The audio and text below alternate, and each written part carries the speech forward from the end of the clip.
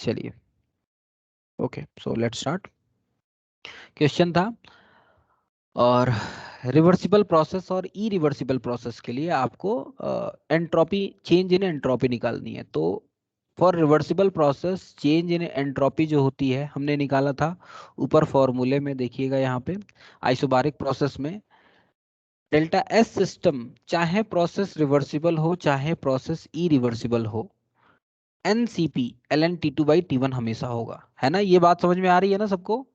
मैं आपको last class में मैंने आपको ये समझाया था कि प्रोसेस चाहे रिवर्सिबल हो या फिर इरिवर्सिबल हो, सिस्टम की एंट्रोपी जो होती है हमेशा सेम रहती है। सिस्टम की एंट्रोपी हमेशा रिवर्सिबल प्रोसेस के थ्रू ही निकालेंगे हम। अगर रिवर्सिबल इरिवर्सिबल कर रहे हैं तो एक इमेजनरी रिवर्सिबल प्रोसेस बनाएंगे और उस प्रोसेस की एंट्रोपी निकालेंगे।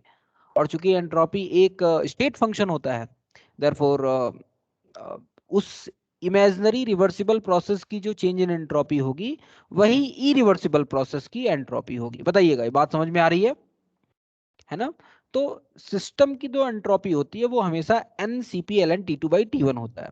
और फॉर रिवर्सिबल प्रोसेस आप जानते हैं कि डेल्टा एस सिस्टम बराबर प्लस डेल्टा एस सराउंडिंग किसके बराबर होता है? जीरो के बराबर। यानी कि यहां से क्या पता चल जाएगा, for reversible process delta S system is minus of delta S surrounding. Revision चल रहा है कि नहीं चल रहा है? रिवीजन कर रहे हैं ना आप लोग।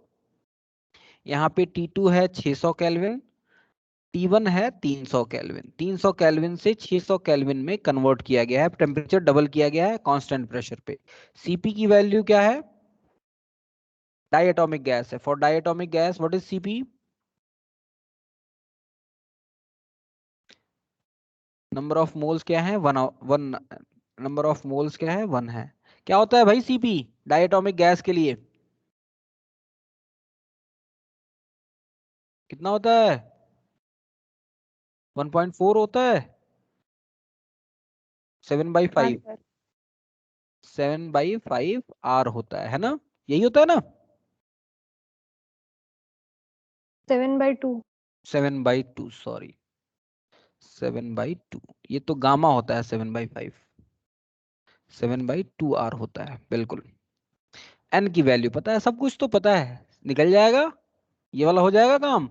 और डेल्टा एस टोटल क्या आएगा रिवर्सिबल प्रोसेस के लिए? डेल्टा एस टोटल दोनों को जोड़ दीजिए, हमेशा जीरो आएगा।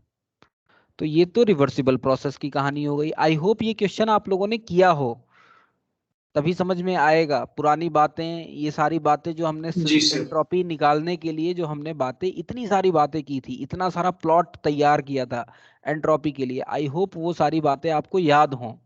नहीं याद हैं तो रिवीजन जरूरी है। अगर रिवीजन नहीं करेंगे खत्म हो जाएगा बेटा। थर्मोडायनेमिक्स मैंने कहा, और उसमें थर्मोडायनेमिक्स में खासकर ये सेकंड लॉ बहुत ही ज्यादा कॉन्सेप्चुअल है, बहुत ज्यादा कॉन्सेप्चुअल है। तो अगर चीजों को आप नहीं समझेंगे तो आप फिर इसको कर नहीं पाएंगे। Delta S for E reversible process की बात करनी है। For E reversible process, for E reversible process, process reversible हो या इरिवर्सिबल हो, जो डेल्टा एस सिस्टम होता है वो हमेशा रिवर्सिबल प्रोसेस के थ्रू ही निकालेंगे। और वो वही होगा जो पिछली बार था, यानी कि that would B NCP ln T2 by T1। ठीक है। डेल्टा एस सराउंडिंग हमें नहीं पता है। डेल्टा एस सराउंडिंग जो होगा यहाँ पे minus of Q E reversible divide by T, होगा कि नहीं होगा? बताइएगा जरा। क्यू इरिवर्सिबल क्यों? आप तो कहते हैं एंट्रोपी के फॉर्मूले में हमेशा क्यू रिवर्सिबल होता है, लेकिन हमने लास्ट क्लास में ये भी पढ़ा था कि आप सराउंडिंग को हीट रिवर्सिबली दें या इरिवर्सिबली दें, सराउंडिंग वो हीट हमेशा रिवर्सिबली ही होता लेता है। यानी कि क्यू इरिवर्सिबल जो होगा वो क्यू रिवर्सिबल के बराबर होगा फॉर सराउंडिंग। सराउंडिंग को आप हीट रिवर्सिबली दें या हीट इरिवर्सिबली दें, वो हमेशा हीट को रिवर्सिबली ही एक्सेप्ट करता है। तो डेल्टा एस सराउंडिंग बराबर minus Q E reversible divide by T. और Q की वैल्यू निकालनी पड़ेगी आपको। कांस्टेंट प्रेशर पे Q कितना होता है, डेल्टा H के बराबर होता है, और डेल्टा H किसके बराबर होता है, NCP T2 माइनस T1, यानी कि minus NCP T2 minus T1 divide by 300 से 600 पे जा रहा है तो सराउंडिंग का टेम्परेचर 600 है, रिवर्सिबली ले रहे हैं तो सराउंडिंग का टेम्परेचर 600 होगा। यहां से आप निकाल लीजिए, निकाल लेंगे। T2 आपका 600 है, T1 300 है, Cp की वैल्यू पता है, N 1 मोल है, निकाल लेंगे भाई। और फिर डेल्टा S टोटल भी निकाल लेंगे, delta S system plus delta S surrounding. बताइएगा जरा, is it clear for everyone? For everyone Yes, is it sir. Clear? कोई कंफ्यूजन? Yes sir, clear. चलिए अब आगे हम बात करते हैं, बहुत ही इंपॉर्टेंट प्रोसेस। हमने आइसोकोरिक देखा, आइसोबारिक देखा, तीसरा है आइसोथर्मल प्रोसेस, यानी कि एंट्रोपी आपको फाइंड करनी है for isothermal process. Isothermal process के लिए आपको एंट्रोपी फाइंड करनी है, ठीक है। तो next is isothermal process. Isothermal process,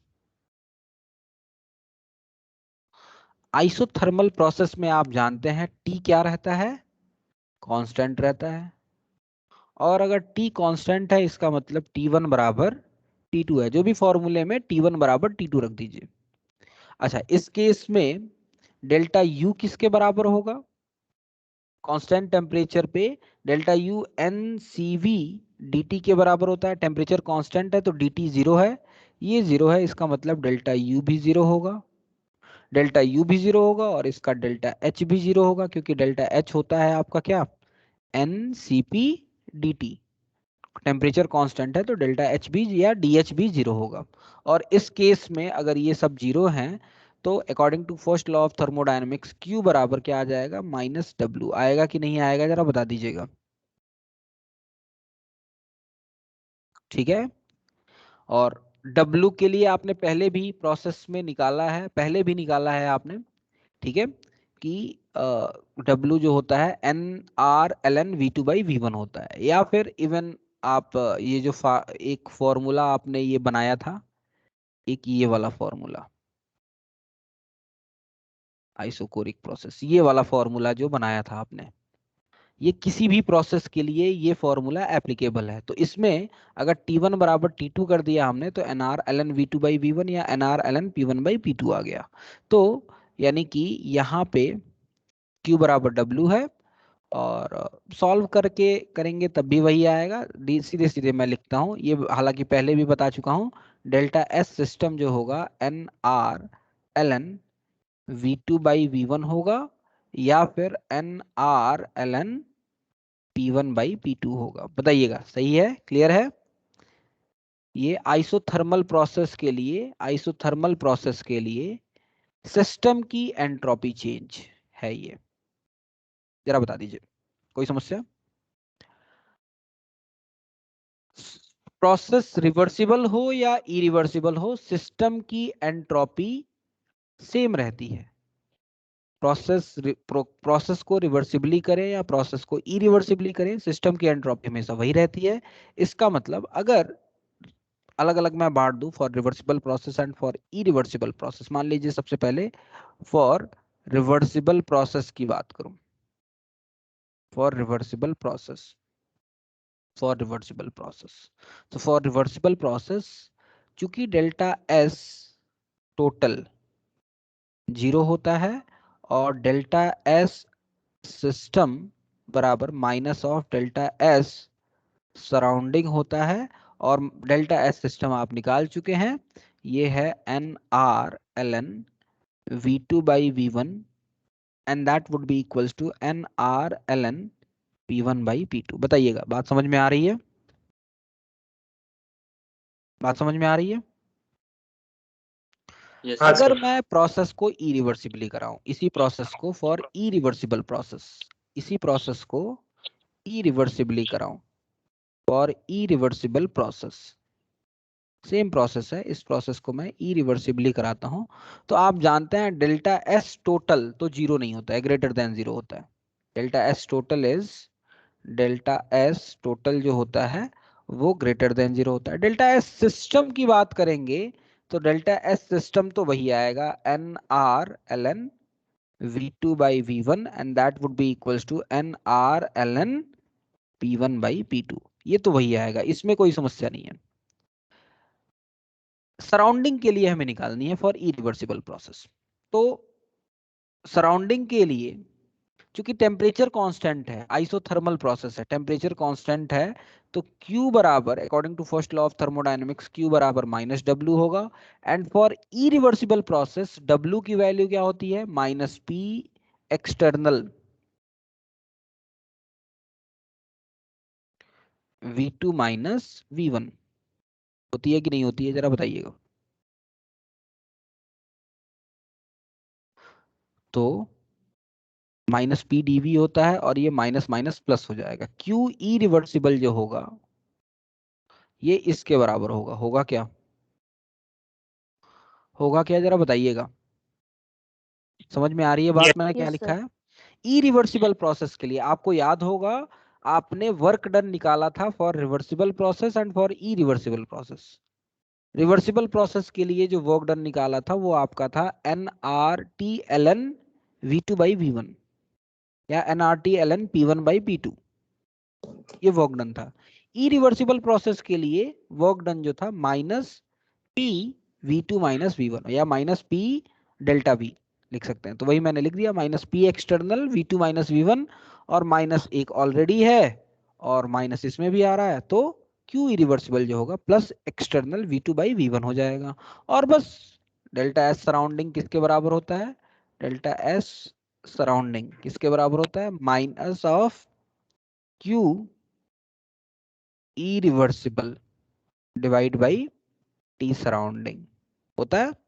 तो यहां से माइनस ऑफ क्यू इरिवर्सिबल जो होगा वो आ जाएगा minus P external V2 minus V1 upon T surrounding. बोलिएगा जरा, बताइएगा, कहानी समझ में आई? हाँ सर। Yes, sir. ठीक है, बहुत ही इंपॉर्टेंट बातें बता रहा हूं। This is very much important, बहुत ज्यादा इंपॉर्टेंट है। ठीक है, तो इसको ध्यान रखिएगा।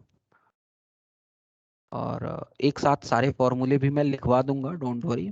एक साथ सारे फॉर्मूले मैं लिखवा दूंगा, लेकिन इन फॉर्मूलों को दिमाग में रखना, और उससे ज्यादा जरूरी है इन फॉर्मूलों को समझना कि आया कहाँ से, कैसे आया, ये बहुत ही इंपॉर्टेंट है। एक क्वेश्चन करते हैं इसी पे, आइसोथर्मल प्रोसेस पे एक क्वेश्चन करते हैं। क्वेश्चन कह रहा है 1 mole of an ideal gas, 1 mole of an ideal gas eight 27 degree centigrade expanded is expanded isothermally from 10 atm to 1 atm against a constant pressure of 1 atm.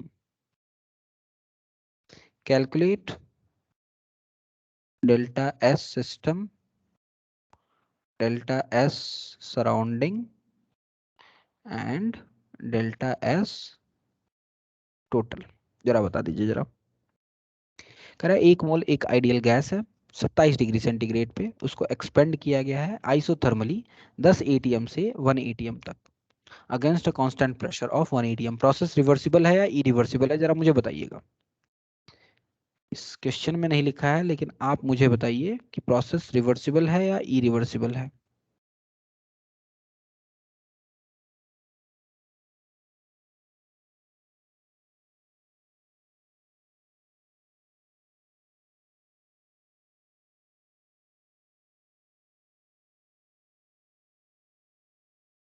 जरा बताइए।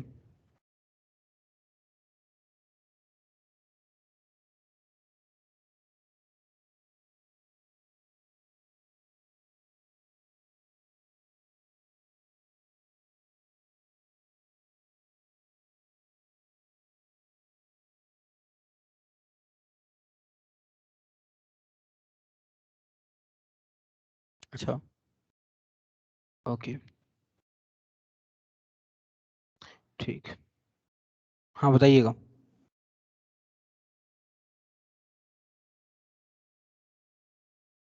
बताइए भाई जरा, प्रोसेस रिवर्सिबल है या इरिवर्सिबल है, किसी को समझ में आ रहा है कि नहीं? अरबाज, अरबाज, रिवर्सिबल होगा ना? कौन सा? इरिवर्सिबल ना? इरिवर्सिबल होगा। हाँ, क्यों बेटा, क्यों क्यों? सही कह रहे हैं आप, इरिवर्सिबल प्रोसेस है। क्यों इरिवर्सिबल प्रोसेस है?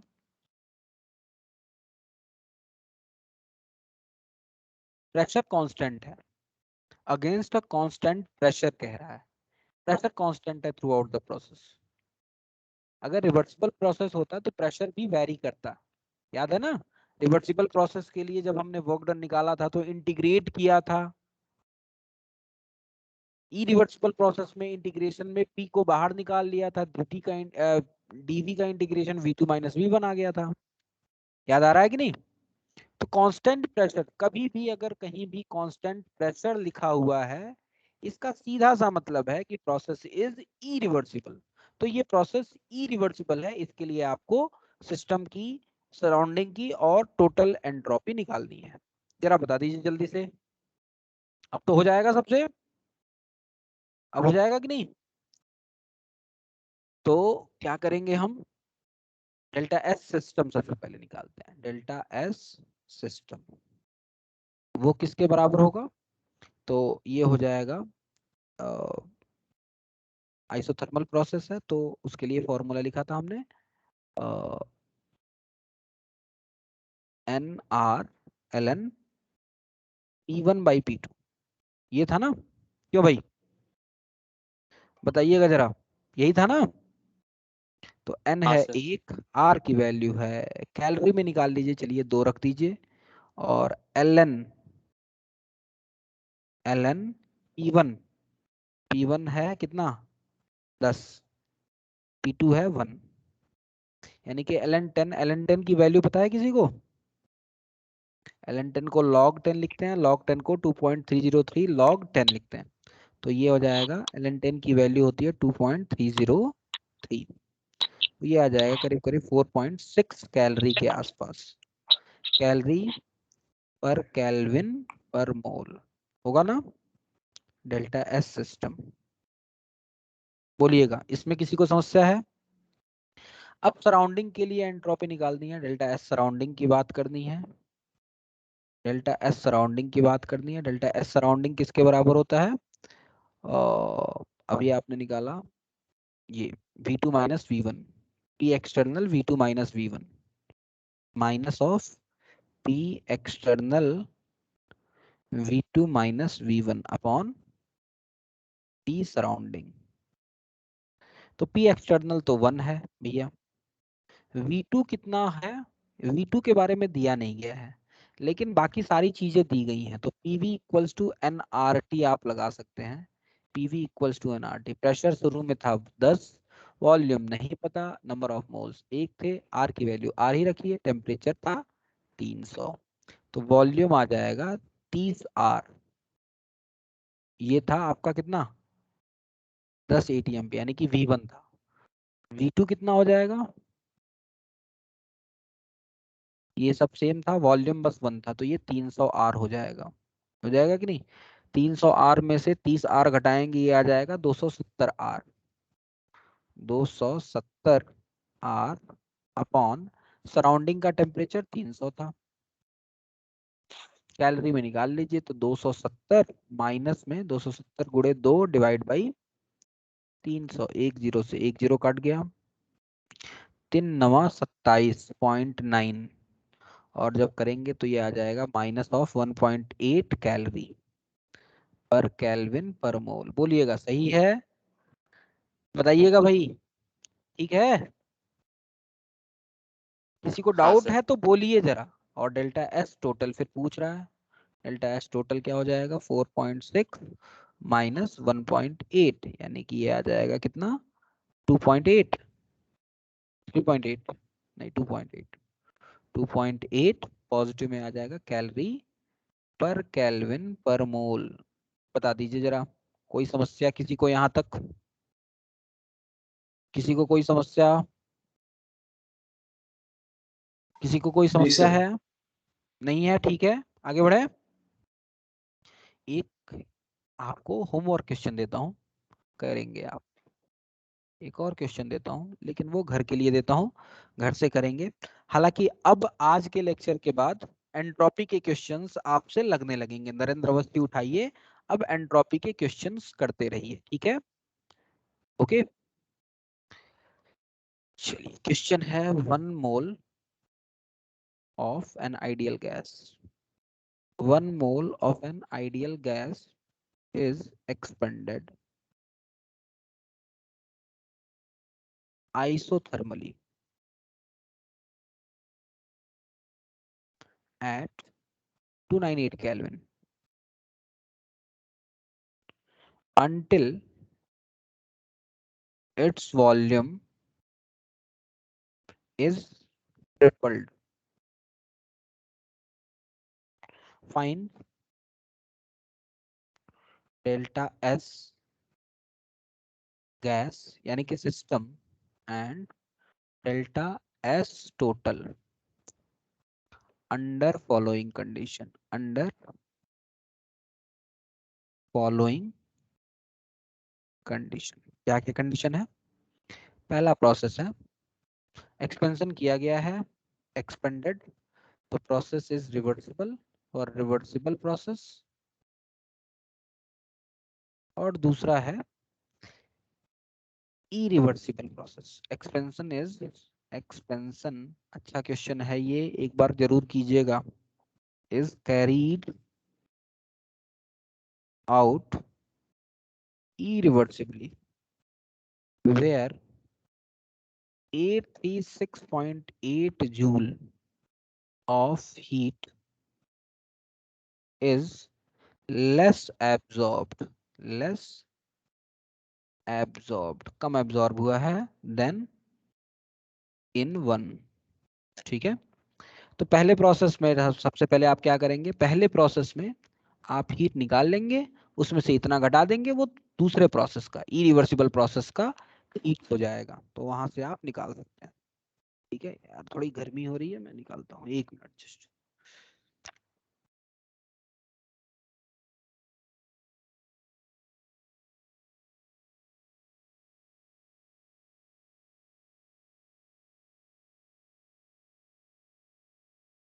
सांस ले रहा हूँ, गर्मी खूब लग रही है। हाँ, समझ में आ गई बात यहाँ तक? बोलिएगा जरा सभी लोग, कर लेंगे ये वाला क्वेश्चन?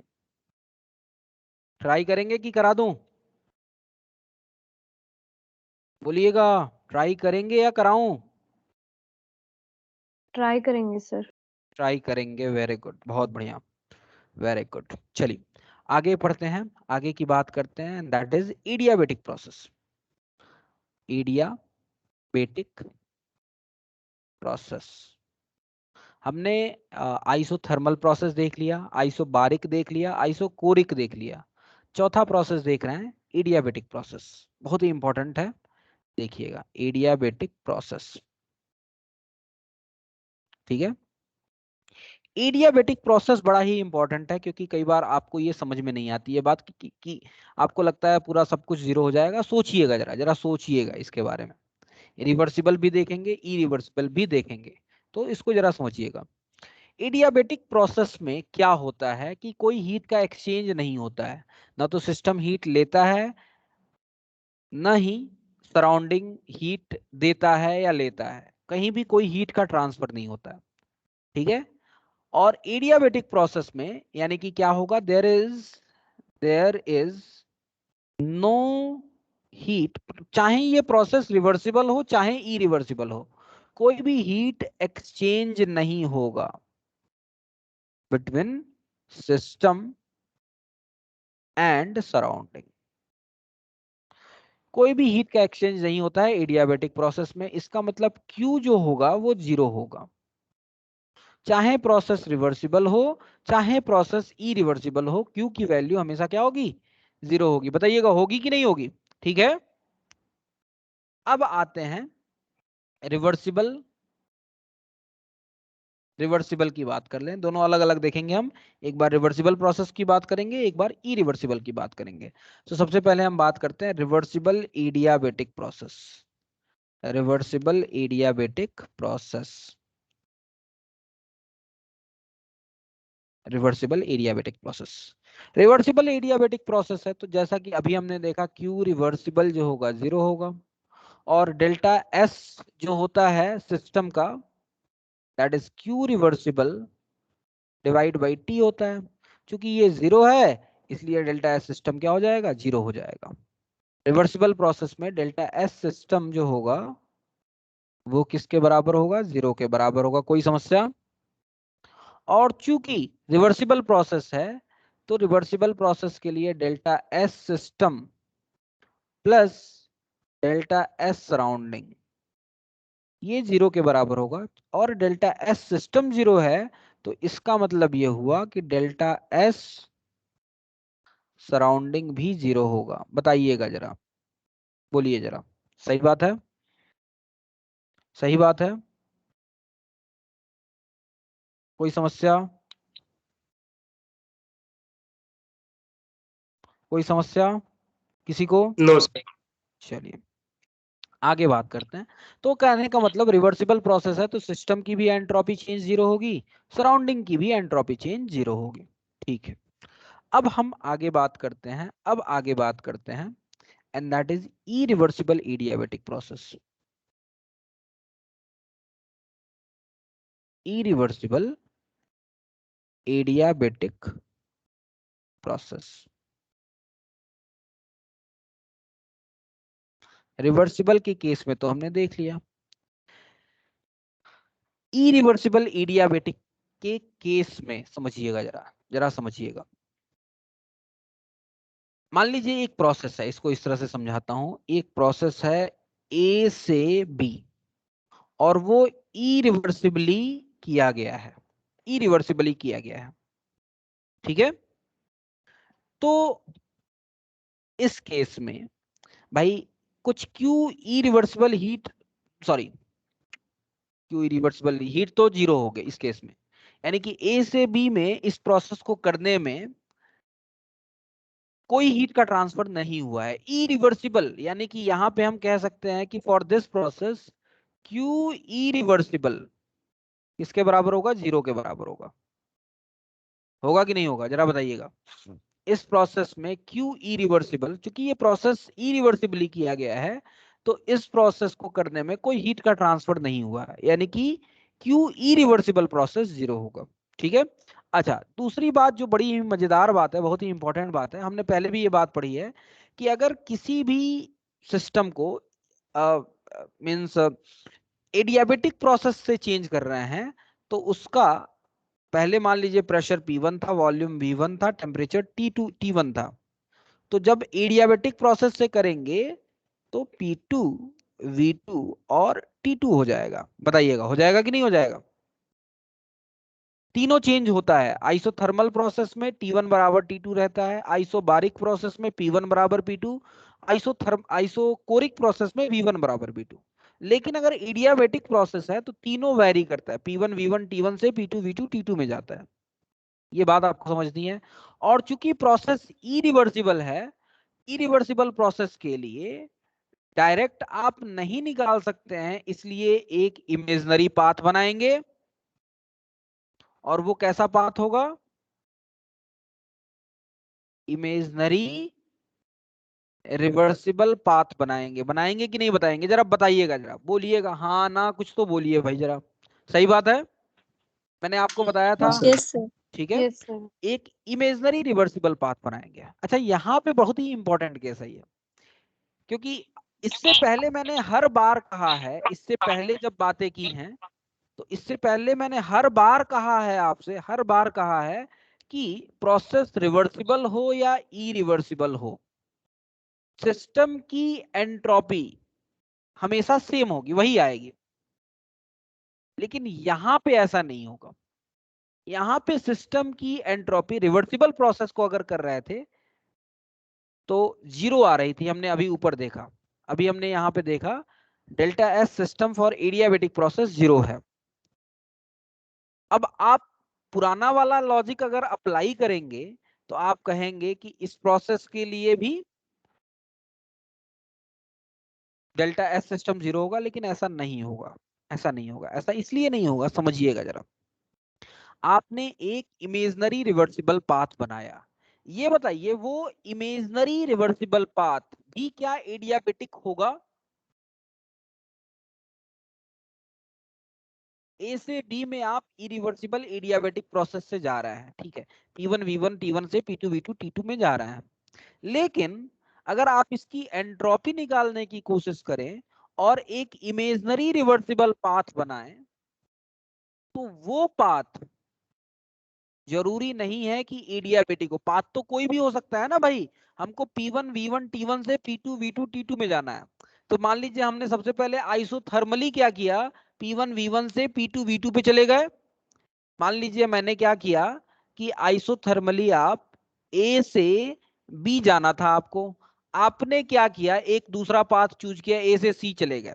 यहाँ पे P1 V1 T1 था, आपने यहाँ पे P2 V2 T1 कर दिया, यानी कि आइसोथर्मल प्रोसेस। और फिर सी से बी आप P2 V2 को आपने कांस्टेंट रखा और टेम्परेचर चेंज कर दिया, यानी कि P2 V2 T2 पे पहुंच गए। समझ रहे हैं आप बात को?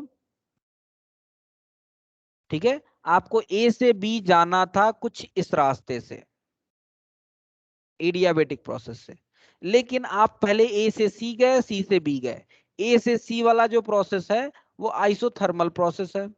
बी सी से बी वाला जो प्रोसेस है वो आपका टेम्परेचर चेंज हो रहा है, प्रेशर और वॉल्यूम कांस्टेंट है। ठीक है, तो मैं ये कहना चाहता हूं कि ये जो आप रिवर्सिबल प्रोसेस कह रहे हैं, इमेजनरी रिवर्सिबल प्रोसेस, वो जरूरी नहीं है कि एडियाबेटिक हो। एडियाबेटिक हो ये जरूरी नहीं है बेटा। और अगर ये जरूरी नहीं है तो एडियाबेटिक प्रोसेस का इसका क्यू 0 नहीं होगा। इस प्रोसेस का Q reversible not equals to 0, और अगर नॉट इक्वल्स टू 0 तो इसका डेल्टा एस भी कुछ होगा। अब कैसे निकालेंगे? तो ये तो बड़ी आसान सी बात है यार। P1 V1 T1 से P2 V2 T2 तक गए हैं और एक रिवर्सिबल पाथ में गए हैं। तो ये बताइए, आपने एक फॉर्मूला निकाला तो था रिवर्सिबल पाथ के लिए, ये वाला बड़ा वाला फॉर्मूला, ये वाला फॉर्मूला। ये रिवर्सिबल, ये दोनों के लिए एप्लीकेबल था, रिवर्सिबल के लिए भी और इरिवर्सिबल के लिए भी।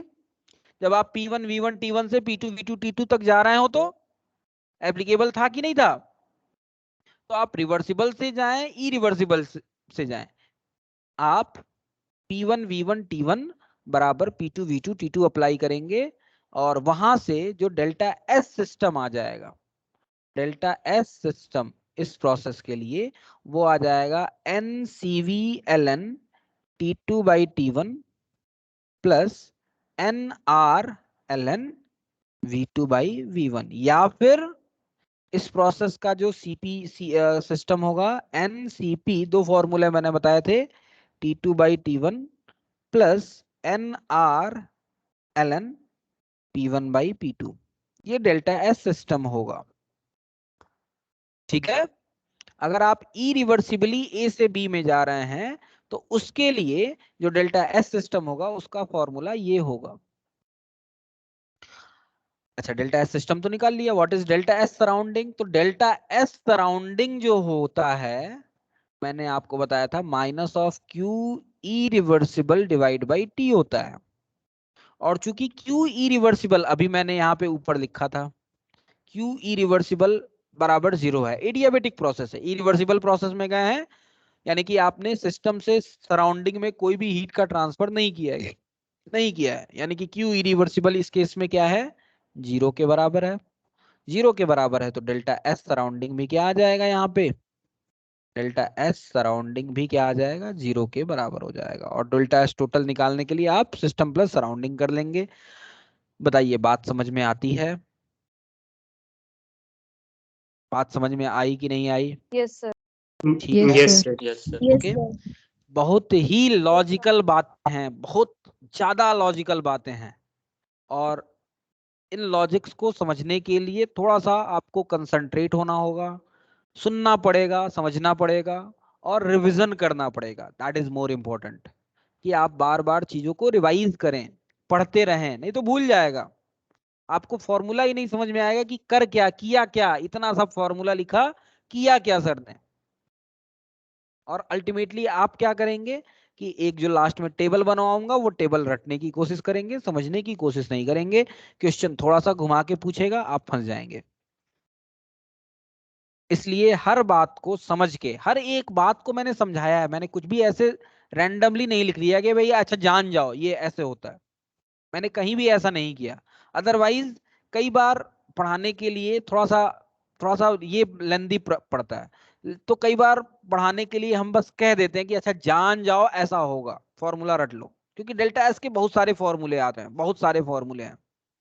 इसलिए इतना ना पढ़ाना पड़े, इसलिए कई बार हम बोल देते हैं कि यार जान जाओ, ये एक टेबल रात देख लो, रट लो, इसी से क्वेश्चन आएंगे। लेकिन अगर समझा आपने तो चीजों को बड़े ही आसानी से आप कर पाएंगे। चलिए एक क्वेश्चन करते हैं इस पे, एक क्वेश्चन करते हैं। यार क्वेश्चन में आप लोग एक्टिव पार्टिसिपेशन नहीं रहता है, आप लोग बोलते नहीं है, आप करने कर भी लिया तो शांत रहते हैं। 1 mole of an ideal gas, थोड़ा सा एनर्जी आप लोग भी लगाइए भाई जरा। at 25 degree centigrade is subjected to expand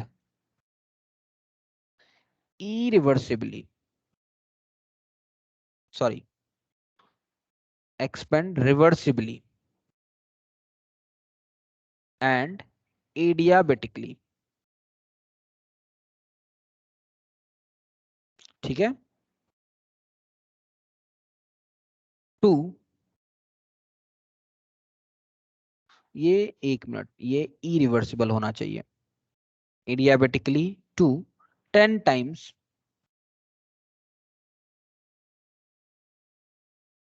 of its initial volume of its, क्योंकि अगर रिवर्सिबली कर दूं तो सब, तो फिर तो कुछ करना है ही नहीं है, फिर तो सब जीरो हो जाएगा। रिवर्सिबल एडियाबेटिक प्रोसेस में सब कुछ जीरो होगा। 10 times of it's initial volume, calculate delta S during expansion.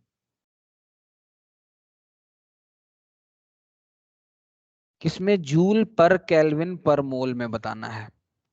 अच्छा, कभी भी डेल्टा एस अगर सिंपली लिख रहा है, टोटल सराउंडिंग या सिस्टम नहीं लिख रहा है, तो by default it is delta S system. चलिए 2 मिनट का टाइम देता हूं, जल्दी से आप इस क्वेश्चन को करने की कोशिश कीजिए, फिर आगे बात करेंगे हम।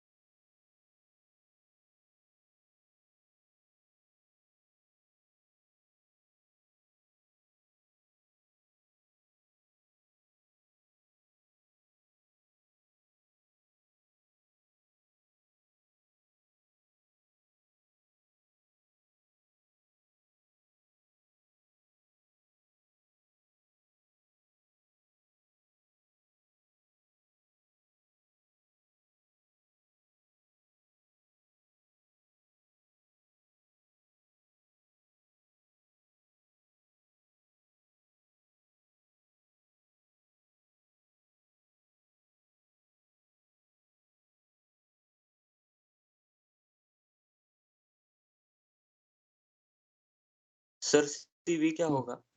क्या क्या बेटा, CV क्या क्या पूछ? होगा? अच्छा, सीवी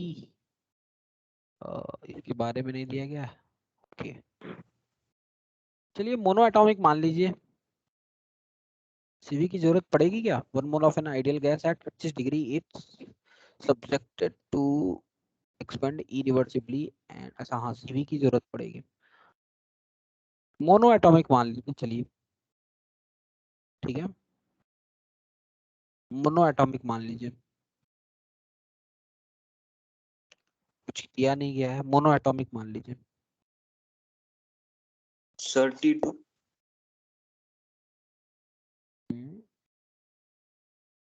यार क्वेश्चन में कई चीजें नहीं दी गई है क्या? ये रिवर्सिबल ही तो नहीं था। 1 mole of an ideal gas at 25 degree is subjected to expand irreversibly and adiabatically to 10 times of its. हाँ तो गामा पता है आपको,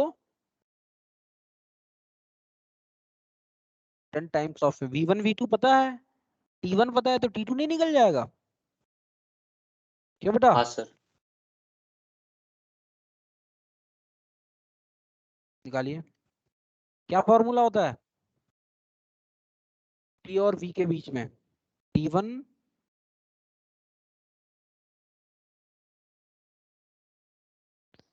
याद है किसी को? क्या रिलेशन होता है? क्यों भाई? Sir T2/T1 equal to V1/V2 की पावर गामा माइनस। T1/T2 बराबर V1/V2 का पावर गामा -1, ये होता है ना। मोनोएटॉमिक गैस के लिए आपको गामा पता है।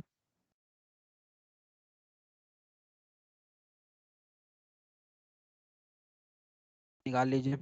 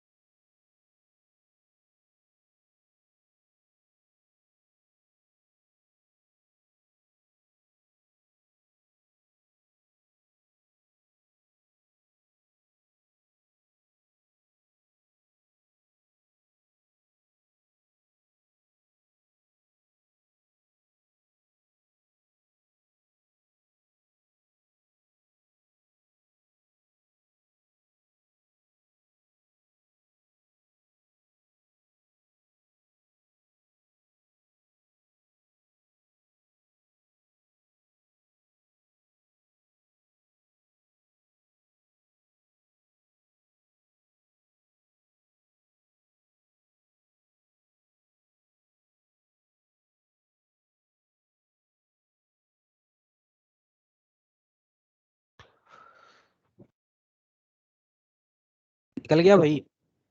डेल्टा एस सिस्टम फॉर्मूला लगाएंगे आप, कौन सा? डेल्टा एस सिस्टम जो होगा वो होगा NCV ln T2/T1 plus NR ln V2/V1। तो T2 निकालना पड़ेगा। T2 निकला क्या आप लोगों से?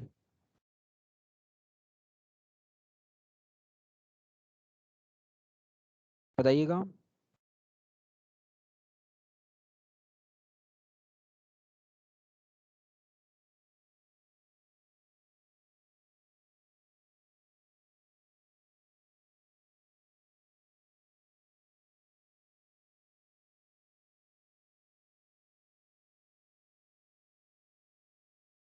निकाल लीजिए, निकल जाएगा।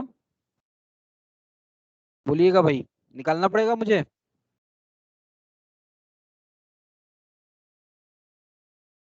बोलिए जरा, निकालना पड़ेगा।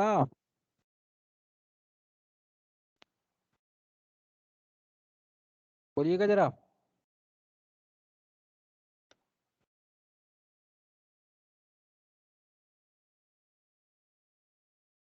कुछ बोलते नहीं है भाई आप लोग।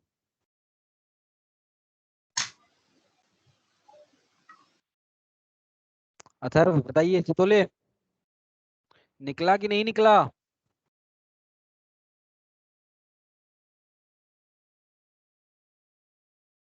चितोले निकला कि नहीं निकला?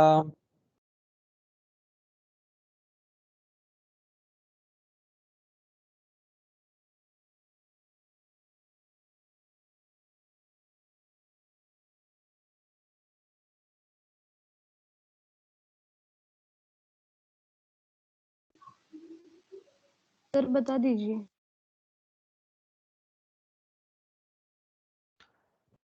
चलिए देख लीजिए भाई।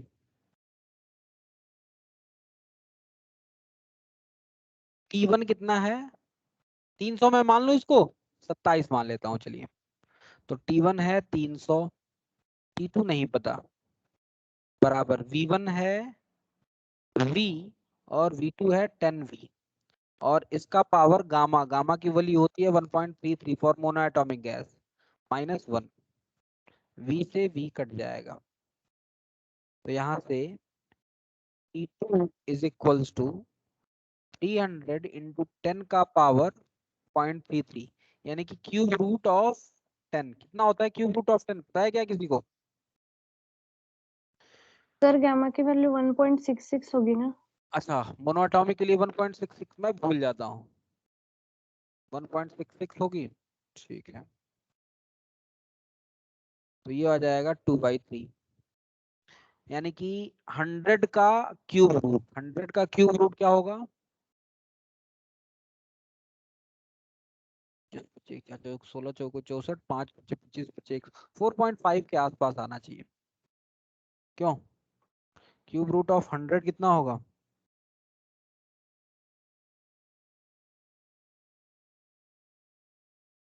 जी सर 4.5 के आसपास।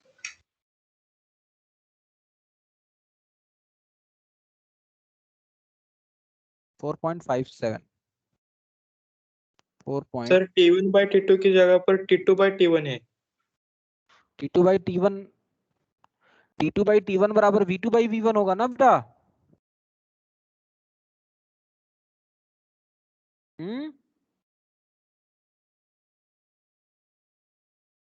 क्यों? सर फॉर्मूला, फॉर्मूला क्या है फॉर्मूला?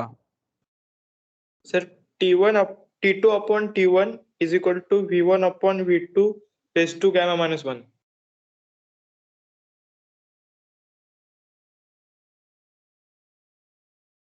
ये है पक्का?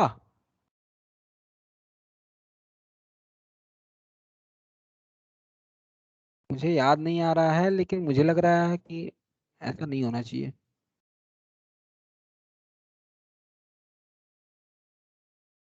एक मिनट, मैंने रिलेशन निकाला था ना?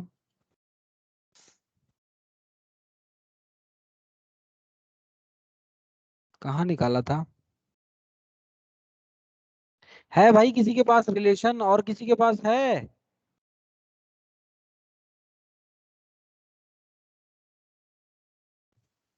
हाँ सर, T2/T1 है।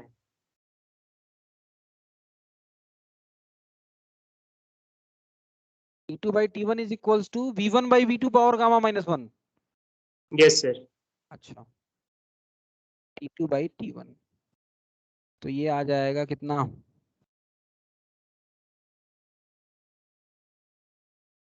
T2 नहीं पता है हमें, T1 को मैंने 300 ले लिया है। तो T2 इज इक्वल्स टू आ जाएगा 300 divide by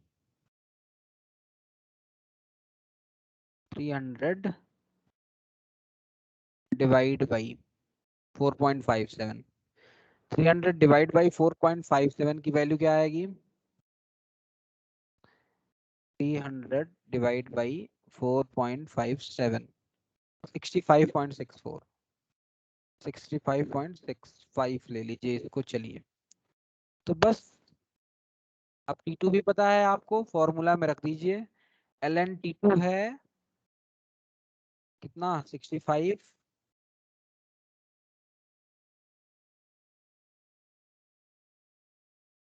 divide by T1 की वैल्यू कितनी थी 300। और ये तो ठीक है, ये n की वैल्यू 1 है, तो ये आ जाएगा ln 65/300 की वैल्यू कितनी आएगी। सॉल्व कर लेंगे भाई कि करना पड़ेगा। ln आएगा सर 65 डिवाइड बाई 300, ये आ रहा है माइनस में 1.5 इंटू 1.33 1.66 होगा ना फिर 1.67 माइनस 2.55 प्लस आर की वैल्यू जूल में चाहिए तो 8.31 रख दीजिए। ln 10 की वैल्यू होती है कितनी 2.303, तो ये आ जाएगा 8.31 इंटू 2.303 19.13 माइनस 2.55 प्लस 19.13, ये आ जाएगा माइनस 2.55 16.59 के आसपास आ जाएगा। Delta S system joule per kelvin per मोल, ठीक है, बताइएगा जरा, ठीक है। Yes sir. हाँ सर। चलिए, तो इस तरह से आप इसको कर लेंगे, ठीक है, ओके। तो ये तो खैर बात हो गई हमारी इरिवर्सिबल एडियाबेटिक प्रोसेस की। फॉर्मूला आपके दिमाग में होना चाहिए, आपको समझ में भी आना चाहिए कि फॉर्मूला निकाला कैसे है हमने, ठीक है। आगे बढ़ते हैं, एक पांचवा प्रोसेस जरा देख लेते हैं। आइसोथर्मल देखा, आइसोबारिक देखा, आइसोकोरिक देखा, एडियाबेटिक देखा। एक पांचवा प्रोसेस भी देख लें, उसकी भी बात होती है बार बार, and that is known as free expansion. बार बार पूछा जाता है ये भी कि फ्री एक्सपेंशन करा रहे हैं आप, ठीक है। फ्री एक्सपेंशन कराना है, what do you mean by free expansion.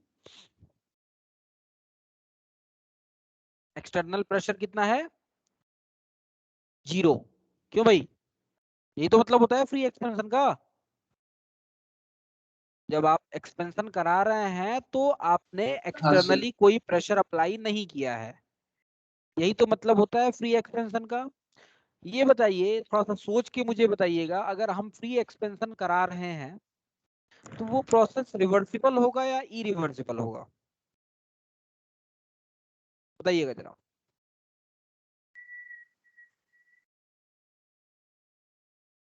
Process reversible होगा या इरिवर्सिबल होगा,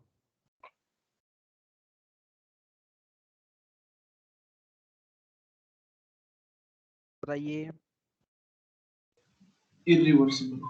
इरिवर्सिबल होगा, बिल्कुल सही कह रहे हैं, वो प्रोसेस हमेशा इरिवर्सिबल होगा। क्यों, क्योंकि एक्सटर्नल प्रेशर तो कांस्टेंट रहा और वो 0 के बराबर है। एक्सटर्नल प्रेशर जो है वो कांस्टेंट है और वो 0 के बराबर है। इसका क्या मतलब है कि free expansion is always a irreversible process. Free expansion is always an irreversible process, हमेशा एक इरिवर्सिबल प्रोसेस होता है ये। और अगर इसका ये एक इरिवर्सिबल प्रोसेस है तो इसके लिए डेल्टा एस टोटल हमेशा ग्रेटर देन 0 होगा। होगा कि नहीं होगा जरा बता दीजिएगा, ठीक है। चलिए चलिए आगे अब पढ़ते हैं हम, आगे इस बात को समझते हैं। तो आप फ्री एक्सपेंशन करा रहे हैं, एक इरिवर्सिबल प्रोसेस है, डेल्टा एस उसका हमेशा ग्रेटर देन 0 होगा। दूसरी बात, फ्री एक्सपेंशन के बारे में थोड़ा सा समझिएगा जरा। फ्री एक्सपेंशन जब कराते हैं आप, कोई वर्क डन होता है,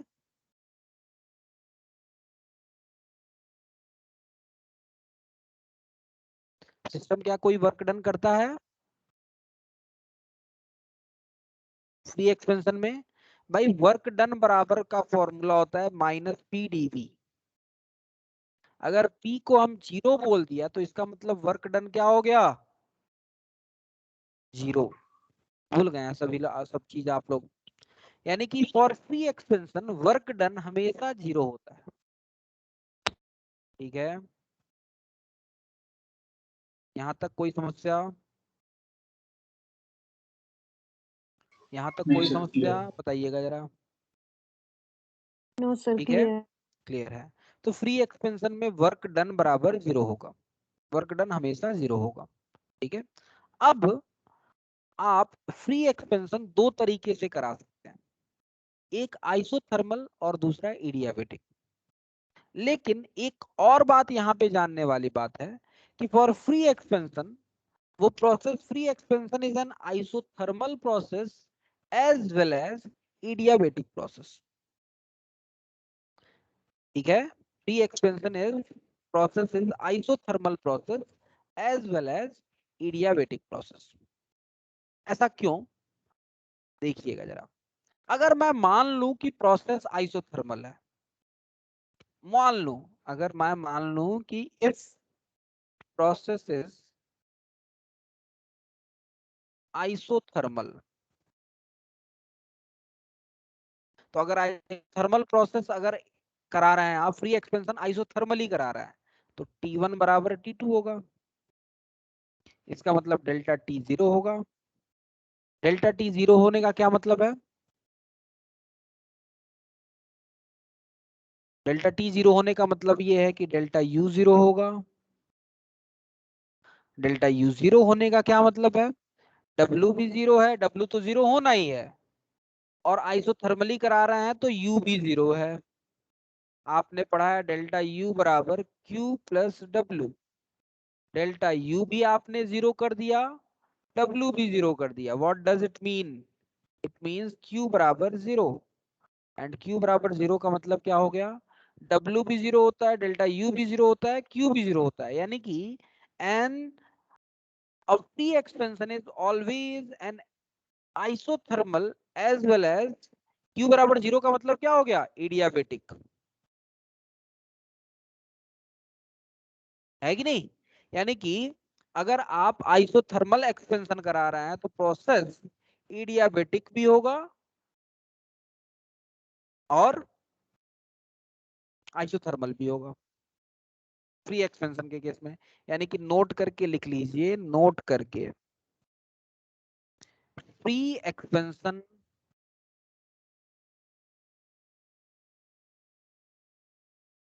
is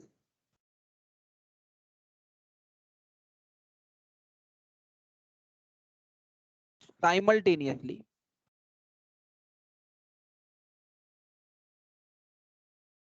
adiabatic as well as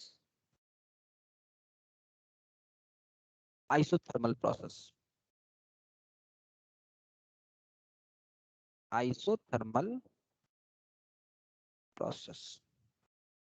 ठीक है, क्लियर है? अब अगर एडियाबेटिक प्रोसेस है तो सराउंडिंग से कोई हीट का ट्रांसफर नहीं होगा, और अगर सराउंडिंग से कोई हीट का ट्रांसफर नहीं होगा, इसका मतलब क्या हुआ? सराउंड अगर एडियाबेटिक प्रोसेस आप कह रहे हैं, इसका मतलब सराउंडिंग के साथ कोई हीट का ट्रांसफर नहीं हो रहा है। सराउंडिंग के साथ कोई हीट का ट्रांसफर नहीं हो रहा है, इसका मतलब Q हमेशा एक इरिवर्सिबल प्रोसेस होता है, तो Q इरिवर्सिबल 0 होगा।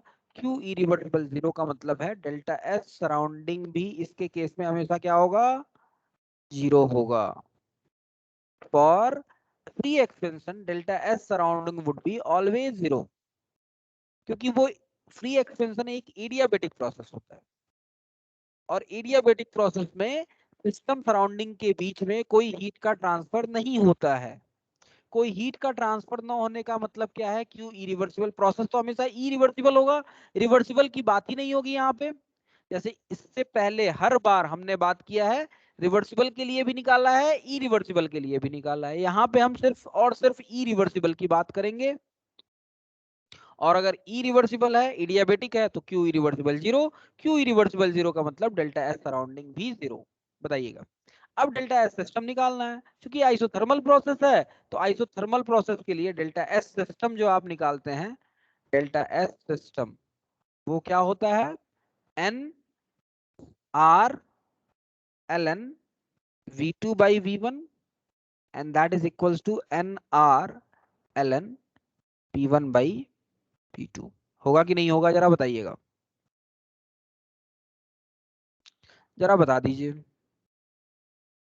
Yes sir.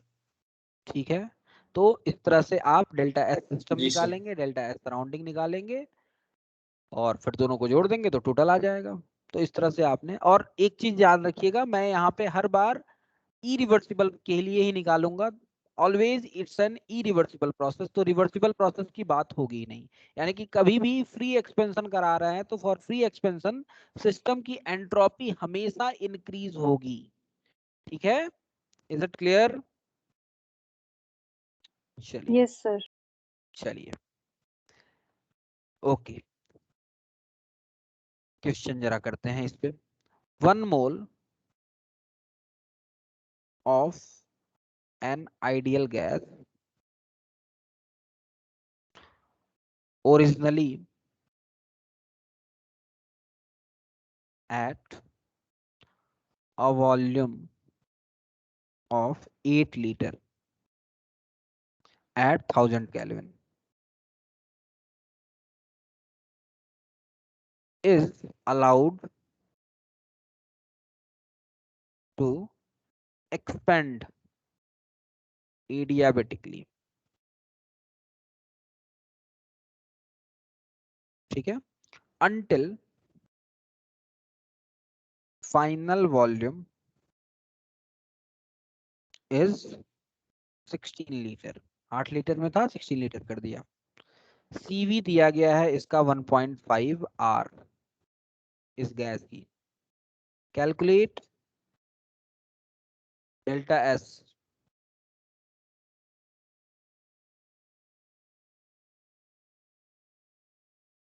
ठीक है, फॉर प्रोसेस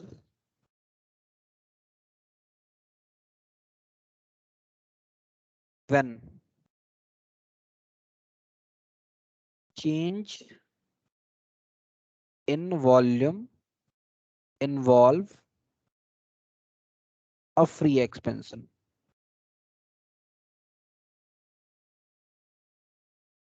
जो चेंज इन वॉल्यूम करा रहा है उसमें फ्री एक्सपेंशन इन्वॉल्व है।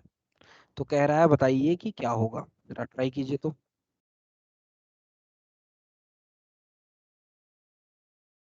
आसान है, कोई बहुत बड़ी बात नहीं है।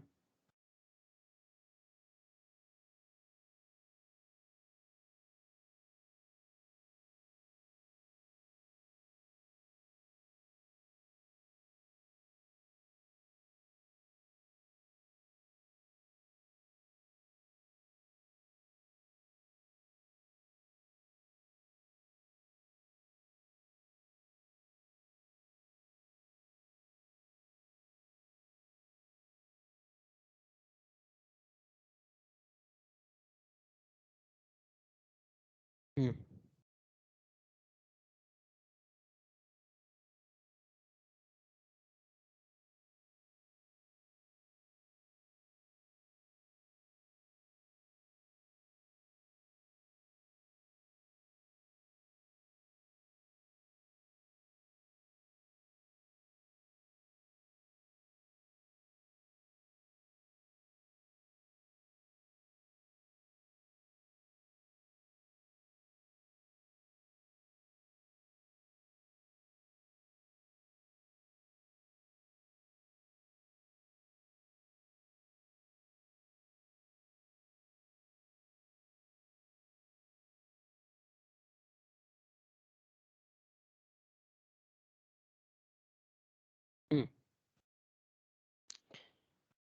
Delta S for the process यानी कि डेल्टा एस सिस्टम पूछ रहा है।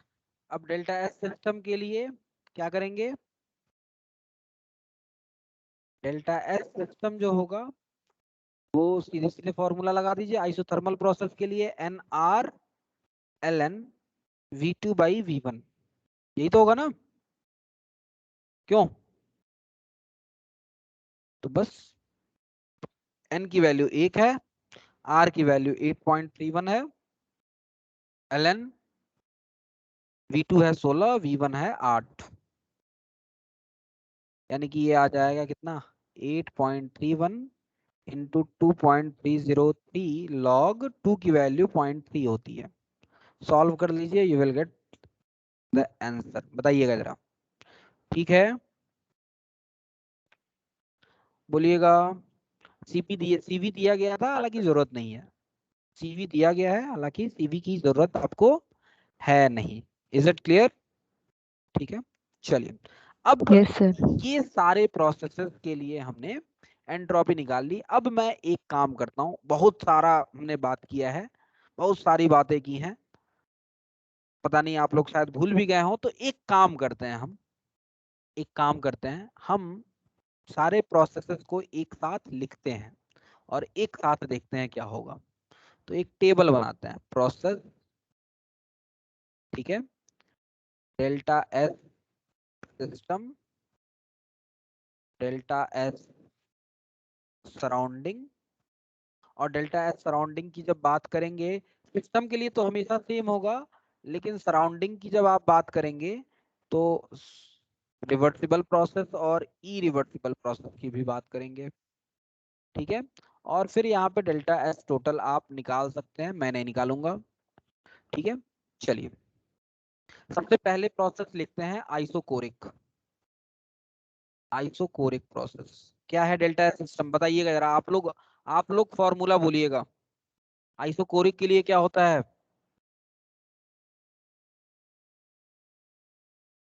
तन्वी बोलिए, क्या होगा आइसोकोरिक प्रोसेस के लिए? तन्वी है कि नहीं? Yes sir. हाँ, बताइए। For isochoric process what is the formula? NCV ln T2/T1। बिल्कुल, NCV ln T2/T1, ये तो सिस्टम की बात हो गई। अब अगर रिवर्सिबल प्रोसेस के लिए कर रहे हैं तो हमेशा फॉर रिवर्सिबल प्रोसेस के लिए सिस्टम और सराउंडिंग का साइन अपोजिट होता है, क्योंकि for reversible process system plus surrounding zero होता है, delta S system plus delta S surrounding zero होता है। तो अगर delta S system NCV ln T2/T1 है तो ये होगा माइनस NCV ln T2/T1, होगा कि नहीं होगा? Yes sir.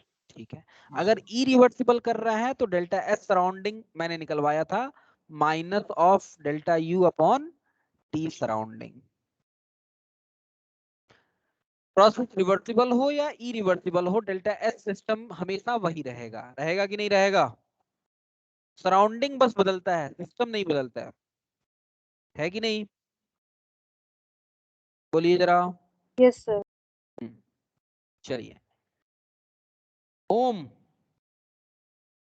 आइसोबारिक प्रोसेस के लिए जल्दी से बता दीजिए क्या होगा? NCP ln T2/T1। बिल्कुल बिल्कुल, very good, NCP ln T2/T1। और अगर आइसोबारिक प्रोसेस है, रिवर्सिबल प्रोसेस है, तो ये हो जाएगा माइनस NCP ln T2/T1। बोलिएगा। इरिवर्सिबल प्रोसेस है तो डेल्टा यू की जगह मैंने बताया था क्या आ जाता है, minus of delta H upon T surrounding. Delta H total आप निकाल सकते हैं, सिस्टम प्लस सराउंडिंग, इरिवर्सिबल के लिए और इरिवर्सिबल के लिए। तो वो मैं लिख नहीं रहा हूं, वो आप खुद कर लेंगे, वो आप लिख लेंगे। Third one is isothermal process. Isothermal process की बात करें जरा, आदित्य, आइसोथर्मल प्रोसेस बताइए क्या होगा?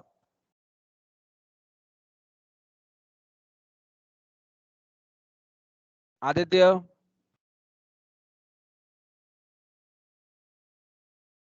है कि नहीं है?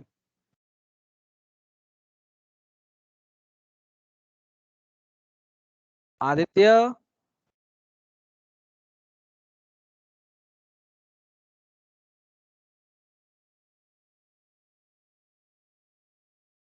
आदित्य,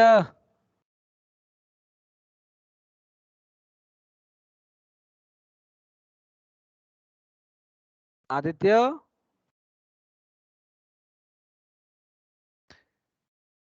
चलिए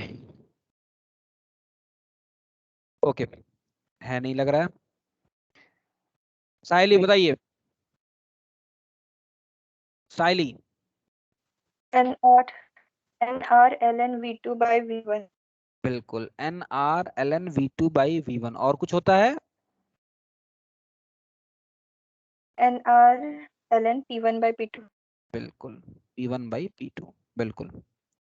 और अगर रिवर्सिबल प्रोसेस के लिए बात कर रहे हैं सराउंडिंग के लिए, तो जस्ट इसी का उल्टा हो जाएगा, यानी कि ये आ जाएगा minus of NR ln V2 by V1 and that is equals to minus of NR ln P1 by P2 हो जाएगा। बताइएगा सायली, ठीक है, समझ में आ रही है बात? हाँ सर। ठीक है, गुड। अच्छा, इरिवर्सिबल प्रोसेस में क्या होगा? सिंपली डेल्टा एस सराउंडिंग बराबर क्या लिख देंगे हम? Q irreversible by T minus of Q irreversible divide by T surrounding, ये लिख देंगे। Q इरिवर्सिबल को निकालने के लिए आप क्या कर सकते हैं? Q इरिवर्सिबल की वैल्यू और किसी तरीके से निकालेंगे, क्वेश्चन में जो दी गई होगी, है कि नहीं? बताइएगा। आइसोथर्मल है तो डेल्टा U तो जीरो होगा, डेल्टा U जीरो होगा तो Q इरिवर्सिबल W के बराबर हो जाएगा। बताइए जरा, है ना? Q बराबर क्या हो जाएगा? माइनस W, तो ये आ जाएगा minus P external V2 by V1 upon T surrounding. होगा क्या? बोलिएगा बेटा, समझ में हाँ आ रही है सर। बात? चलिए यस सर। आगे बढ़ते हैं। एडियाबेटिक प्रोसेस, चलिए सूरज आप बताइए, एडियाबेटिक प्रोसेस में क्या होगा? सिस्टम की entropy,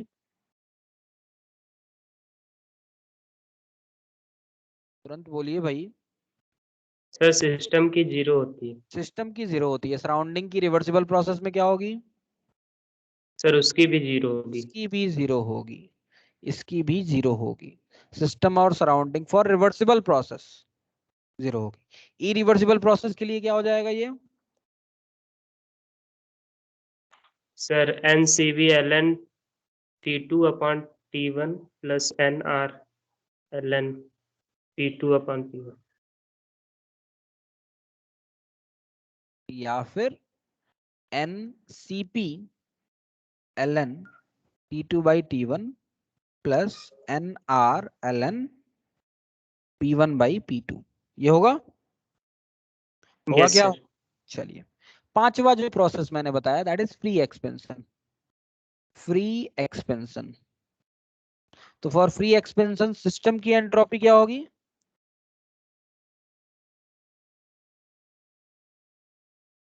for free expansion system की एंट्रोपी क्या होगी? आइसोथर्मल प्रोसेस होता है फ्री एक्सपेंशन, है कि नहीं? साथ में एडियाबेटिक भी होता है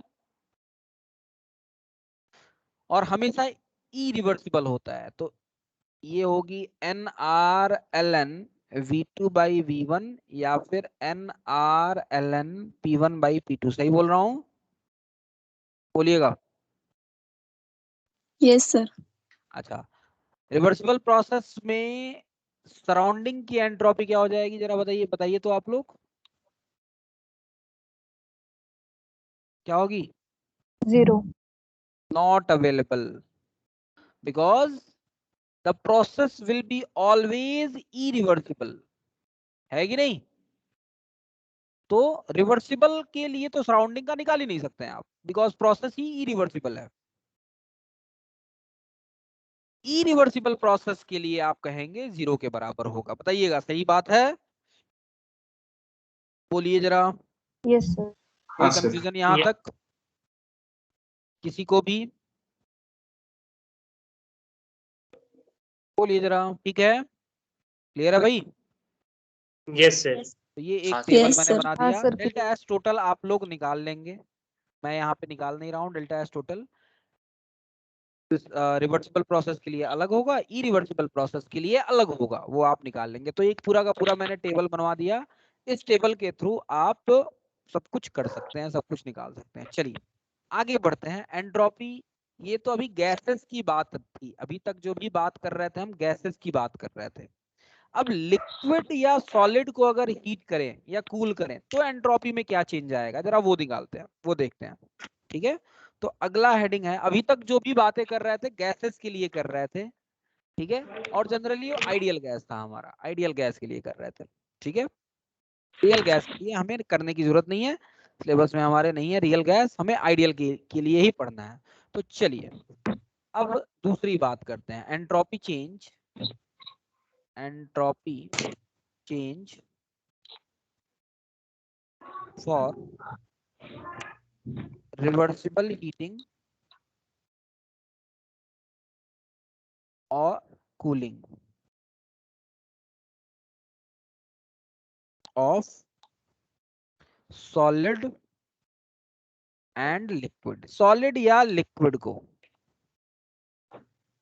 सॉलिड या फिर लिक्विड को आप रिवर्सिबली हीट कर रहे हैं तो क्या होगा। ठीक है, एंट्रोपी में चेंज क्या आएगा। मान लीजिए सॉलिड है, वो लिक्विड के लिए भी यही एप्लीकेबल रहेगा। तो मैं मान लेता हूं एक्स कोई सब्सटेंस है जो कि सॉलिड में है, ठीक है, T1 टेम्परेचर पे, और उसको हीट कर रहे हैं, एक्स सॉलिड में ही गया है, T2 टेम्परेचर पे गया है। ठीक है, तो इसके लिए आपको एंट्रोपी चेंज निकाल दी है। एंट्रोपी चेंज होती है ds, ds is equal to होता है Q रिवर्सिबल, रिवर्सिबली आपने सिस्टम को Q हीट दिया डिवाइड बाई T, ये आपका क्या होगा, एंट्रोपी। एंट्रोपी हो जाएगी, है ना। अब समझिएगा जरा, अब जरा समझिएगा, ds है तो इंटीग्रेट करेंगे दोनों साइड, इंटीग्रेट करेंगे S1 से S2 में, T1 से T2 में। अच्छा, अब Q क्या होगा, आपने रिवर्सिबली दिया है उस सॉलिड को या लिक्विड को, आपने कुछ हीट दिया है तो आपको Q निकालना है। तो Q निकालने के लिए सॉलिड या लिक्विड के हमारे पास बहुत सारे फॉर्मूले हैं। ये dq लिखिए, बार बार मैं Q लिखता हूँ, dq लिखिए, dq रिवर्सिबल बाई T। तो dq की वैल्यू किसके बराबर होगी, अगर आप आइसोबारिक प्रोसेस से कर रहे हैं, यानी कि प्रेशर कांस्टेंट है, तो NCPTT लगाएंगे। ठीक है, इफ डेल्टा P बराबर 0। अगर आइसोकोरिक प्रोसेस है तो NCVDT रखेंगे, मतलब अगर कह रहे हैं कि कांस्टेंट वॉल्यूम पे, हालांकि सॉलिड या लिक्विड के लिए कांस्टेंट प्रेशर या कांस्टेंट वॉल्यूम की जरूरत हमें नहीं पड़ती है, इसलिए सिंपली जो फॉर्मूला इस्तेमाल करते हैं हम वो होता है CDT। ठीक है, जहां पे C क्या दी गई है, heat capacity. Heat capacity at constant pressure या कांस्टेंट वॉल्यूम ये जनरली गैसेस के लिए एप्लीकेबल है, सॉलिड या लिक्विड के लिए एप्लीकेबल नहीं है। तो सिंपली जो फॉर्मूला लिखते हैं वो होता है CDT, या अगर स्पेसिफिक हीट कैपेसिटी दी गई है तो MSDT लिखते हैं फॉर्मूला। बताइएगा, लिखते हैं कि नहीं लिखते हैं? ठीक है, और जनरली कोई भी चीज को आप हीट करते हैं तो कांस्टेंट प्रेशर पे हीट करते हैं, इसलिए जनरली जो फॉर्मूला हम यूज करेंगे NCPDT यूज करेंगे। और NCPDT CP और CV दोनों के लिए सेम होता है, मतलब सॉलिड या लिक्विड के लिए CP बराबर CV हो जाएगा, गैसेस के लिए CP माइनस CV बराबर R होता है, सॉलिड के लिए CP और CV की वैल्यू ऑलमोस्ट इक्वल होती है। तो यहाँ पे आप DQ की जगह NCPDT अपॉन T, इसका इंटीग्रेशन करेंगे तो डेल्टा एस आ जाएगा, T1 से T2। बोलिएगा जरा, समझ में आ रही है बात? ये फॉर्मूला होगा। इस फॉर्मूले को मैं यहीं पे छोड़ रहा हूं। यहाँ पे क्यों छोड़ रहा हूं, मैं इसको सॉल्व क्यों नहीं कर रहा हूं? सॉल्व इसलिए नहीं कर रहा हूं कि सॉलिड के लिए या लिक्विड के लिए जनरली जो हीट कैपेसिटी होती है वो टेम्परेचर डिपेंडेंट होती है। तो कई बार जब क्वेश्चन दिया जाएगा तो उसमें सीपी कांस्टेंट नहीं दिया जाएगा, कई बार कांस्टेंट भी दिया जाएगा, लेकिन कई बार सीपी को सॉलिड या लिक्विड के लिए कांस्टेंट नहीं दिया जाएगा, कुछ टेम्परेचर का फंक्शन दिया गया होगा। और अगर टेम्परेचर का फंक्शन दिया गया तो वो फंक्शन लिखेंगे और फिर आप इंटीग्रेट कर देंगे, तो ये फॉर्मूला बेसिकली बनेगा। ठीक है, यानी कि हम यहाँ पे लिख सकते हैं since for solid and liquid Cp is a function of T। Cp जो होता है टेम्परेचर का फंक्शन होता है, ठीक है, इसलिए constant, so it is not constant, ये कांस्टेंट नहीं होता है, ठीक है। और इसीलिए फॉर्मूले को मैंने एज इट इज छोड़ दिया। अगर कांस्टेंट दिया गया है तो एनसीपी को आप बाहर निकाल लेंगे dt बाई टी का, if CP is constant, if cp is given as constant, तब फॉर्मूला क्या आ जाएगा, सीपी को बाहर निकाल लीजिए, dt बाई टी का इंटीग्रेशन ln t होगा, लिमिट रख देंगे ln t2 बाई t1। यानी कि इस केस में अगर सीपी कांस्टेंट दिया गया है तब n cp ln t2 by t1, ये फॉर्मूला बन जाएगा। बोलिए समझ में आती है बात? बताइएगा जरा। हाँ सर। क्लियर? आदित्य है कि नहीं है? आदित्य,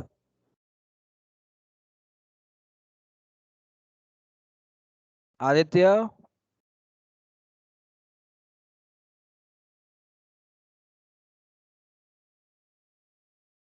कहाँ पे गायब है भाई ये? तो इनकी खबर लेते हैं आज।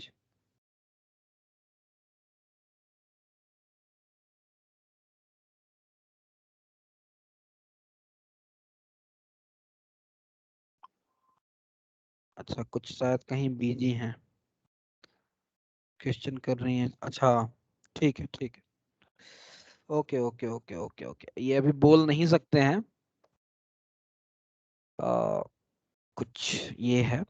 चलिए ठीक है, मैसेज किया है इन्होंने कि अभी बोल नहीं पा रहे हैं। चलिए, तो ये हमने पढ़ लिया। एक क्वेश्चन कर लेते हैं, जब इतना पढ़ा तो एक क्वेश्चन भी कर लेते हैं। क्वेश्चन कर लेते हैं, क्वेश्चन कर लेते हैं भाई। क्वेश्चन है, what is change in entropy? What is change in entropy when 2.5 mole of water is heated from 27 degree centigrade to 87 degree centigrade? assume that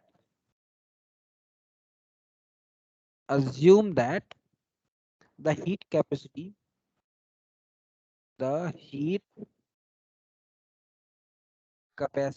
is constant। यहाँ पे कह रहा है हीट कैपेसिटी कांस्टेंट है, तो सिंपली बड़ा आसान सा काम है, सीपी की वैल्यू भी दी गई है। सीपी की वैल्यू, सीपी मतलब कांस्टेंट प्रेशर, एम मतलब मोलर हीट कैपेसिटी, नहीं मोलर नहीं है, सीपी, सिर्फ सीपी लिखिए, सिर्फ सीपी लिखिए। सीपी बराबर दिया गया है 4.2 जूल पर केल्विन पर ग्राम, नहीं पर मोल नहीं है, पर ग्राम है। और यहाँ पे ln 1.2 की भी वैल्यू दी गई है 0.18। चलिए जरा जल्दी से इसको निकाल लीजिए, तो जल्दी से मुझे निकाल के आंसर तक निकाल के बताना है आपको, आंसर तक बताना है मुझे, जल्दी से जरा बताइएगा क्या आएगा।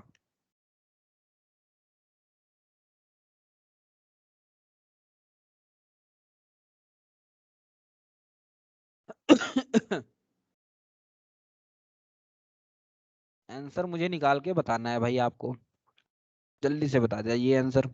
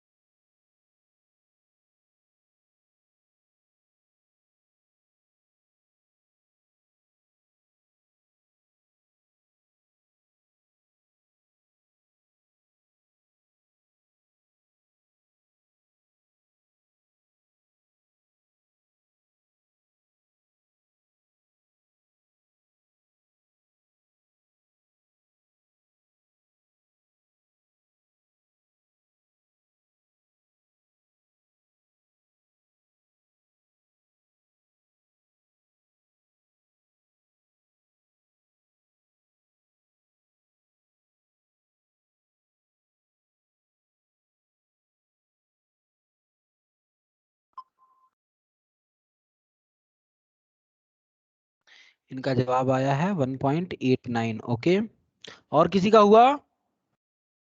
सर 1.81। 1.81। ओके ओके, क्या करेंगे हम? तो करें, एंट्रोपी पूछ रहा है तो एंट्रोपी डेल्टा एस, चूंकि सीपी कांस्टेंट है तो हम लिख सकते हैं N C P L N T2/T1। T2 कितना है? 87, यानी कि हो गया कितना, 60। 360 डिवाइड बाई 300 ये होगा, और इसकी वैल्यू आ जाएगी 12 3 36 1.2, और एल एन 1.2 की वैल्यू दी गई है 0.18। ये पर ग्राम में है, और 2.5 मोल का मतलब 18 दूनी 36, 45 ग्राम पानी है। सीपी पर ग्राम में दिया गया है भाई। एक मिनट जरा रुक जाइएगा। हेलो, नमस्ते सर, नमस्ते नमस्ते।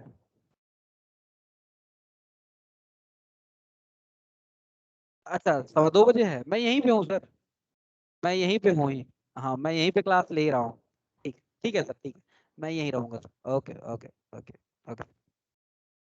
हाँ, आज जेपी सर का बर्थडे है, तो ये एमसीपी लिखेंगे बेटा, ठीक है? एमसीपी हम लिखेंगे यहाँ पे, और m की वैल्यू है 2.5 मोल, यानी कि 45 ग्राम। ये पर ग्राम में दिया गया है, मैंने पहले भी बोला था, आप लोगों ने पता नहीं ध्यान दिया कि नहीं। तो ये आएगा 45 गुणे 4.2 इंटू एल एन 1.2, क्या आ जाएगा 45 इंटू, क्या लिखा है भाई, सीपी 4.2, 4.2 इंटू 0.18। इसको जरा सॉल्व कीजिए, क्या आएगा भाई? इसको सॉल्व करते हैं, इसको सॉल्व कर लेते हैं। ये आ जाएगा 45 इंटू 4.2 इंटू 0.18। ये 34 आ रहा है भाई मेरा तो आंसर, आप लोग का 1 पॉइंट समथिंग समथिंग आ रहा है। क्यों बताइएगा?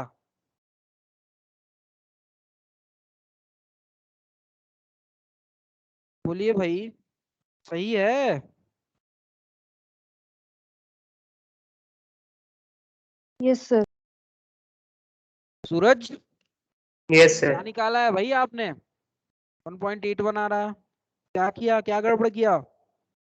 सर वही पर ग्राम वाला ध्यान नहीं। तो एम को क्या रखा आपने?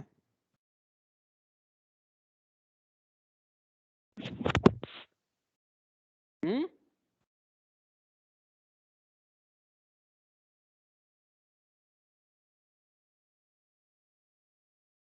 क्या रखा आपने, बताइए जरा। ये आया सबका? चलिए एक और क्वेश्चन देता हूं एज अ होमवर्क। एक और क्वेश्चन करते हैं as a homework. For a perfectly crystalline solid Cp बराबर क्या भाई? अच्छा, Cp is equals to 80 where A is a constant.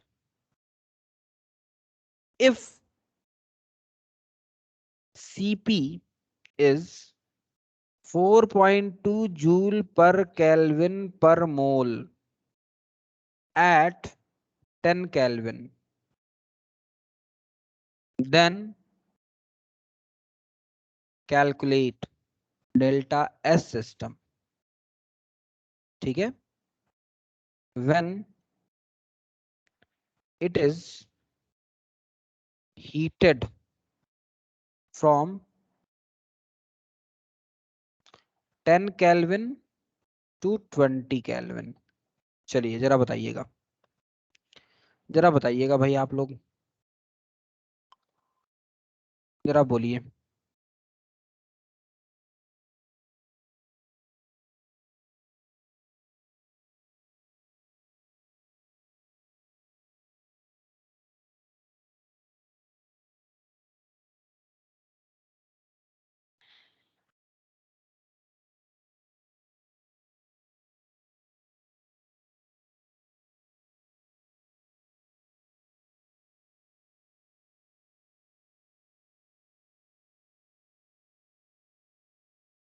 बोलिए भाई जरा।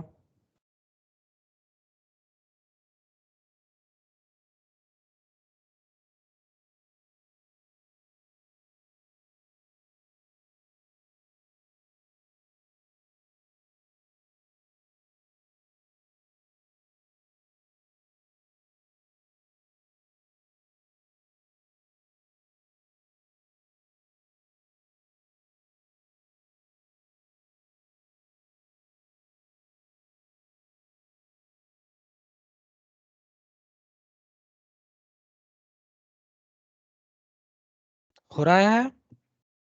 क्या करेंगे? ए की वैल्यू पहले निकालनी पड़ेगी। सबसे पहले तो ए की वैल्यू निकालनी पड़ेगी। और कह रहा है t बराबर 10 पे Cp की वैल्यू इतनी है। Cp बराबर 80 है, 80। और 10 केल्विन पे Cp की वैल्यू 4.2 है, यानी कि 4.2 is equal to A into 10। तो यहाँ से A की वैल्यू निकल जाएगी कितना? 0.42। कांस्टेंट है, उसकी वैल्यू निकाल ली। तो अब Cp आ गया 0.42 T।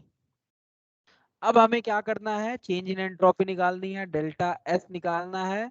इसके लिए हमने पढ़ा था इंटीग्रेशन NCP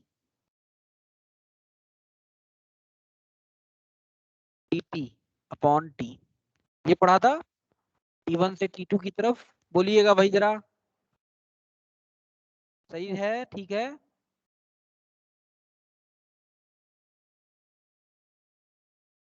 हाँ ठीक है। सर। अच्छा, n के बारे में कुछ नहीं कह रहा है तो NCP n उसी में ऑलरेडी है। पर ग्राम वाम भी नहीं कर रहा है, पर मोल के लिए कह रहा है। 1 मोल के लिए निकालना होगा, कुछ कह नहीं रहा है। 1 मोल मान लेंगे हम। तो n को 1 मान लीजिए। Cp की जगह 0.42 T dt अपॉन T, इसका इंटीग्रेशन कर दीजिए T1 से T2 में। T से T कट जाएगा, डेल्टा S आ जाएगा कितना? इंटीग्रेशन T1 से T2 0.42 dt।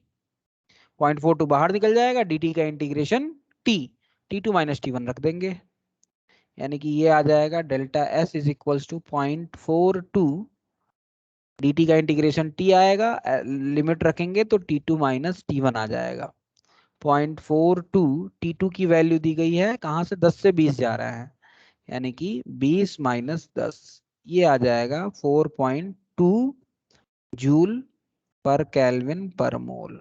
बताइएगा जरा, समझ में आई बात? आई कि Yes, नहीं? sir. कोई कंफ्यूजन, किसी को कोई doubt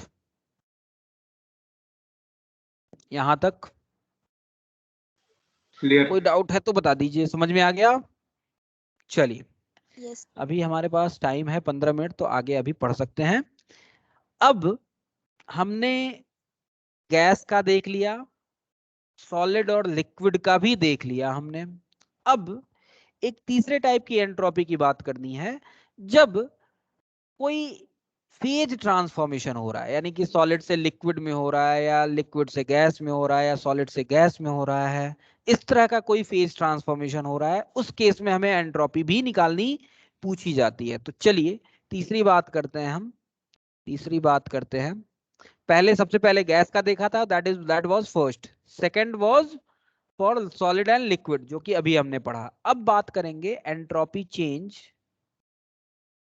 entropy change of reversible phase transformation, transformation, phase change कर रहे हैं आप रिवर्सिबली, पूछ रहा है क्या एंट्रोपी होगी। फेज का क्या मतलब होता है? फेज का जो हम सिंपली जो मतलब हम निकालते हैं जनरली, वो होता है हमारा फिजिकल स्टेट से, है ना? सॉलिड से लिक्विड में जाना, लिक्विड से गैस में जाना, ये फिजिकल स्टेट से जनरली हम फेज को समझते हैं। लेकिन अगर डायमंड ग्रेफाइट में जा रहा है, या ग्रेफाइट डायमंड में जा रहा है, तब भी उसको हम फेज चेंज कहते हैं। यानी कि अगर इंटरनल स्ट्रक्चर बदल जाए तब भी फेज चेंज हो जाएगा। यानी कि फेज चेंज फिजिकल स्टेट से तो आप बताते ही हैं, साथ में इंटरनल स्ट्रक्चर भी अगर बदल जाएगा तो हम कहेंगे फेज चेंज हो गया। समझ रहे हैं कि नहीं बात को? और इसीलिए फेज ट्रांसफॉर्मेशन की बात करें तो टाइप ऑफ फेज ट्रांसफॉर्मेशन कौन कौन से होंगे? Type of phase transformation, type of phase transformation कौन कौन से होंगे, जरा इसको समझिएगा। तो इसमें सबसे पहला जो होगा, सॉलिड से लिक्विड, इसको क्या कहेंगे? मेल्टिंग या फ्यूजन कहेंगे। दूसरा जो होगा लिक्विड से गैस, इसको क्या कहते हैं? वेपराइजेशन।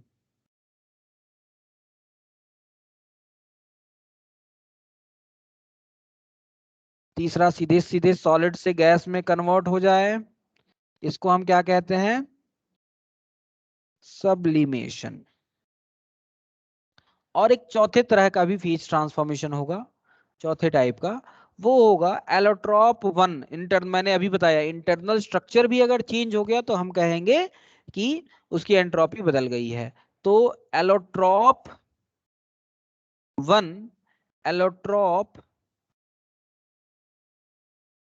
टू में चला गया, तब भी हम कहेंगे कि फेज चेंज हो गया, और इसको हम ट्रांसफॉर्मेशन कहते हैं। This is known as transformation, transformation.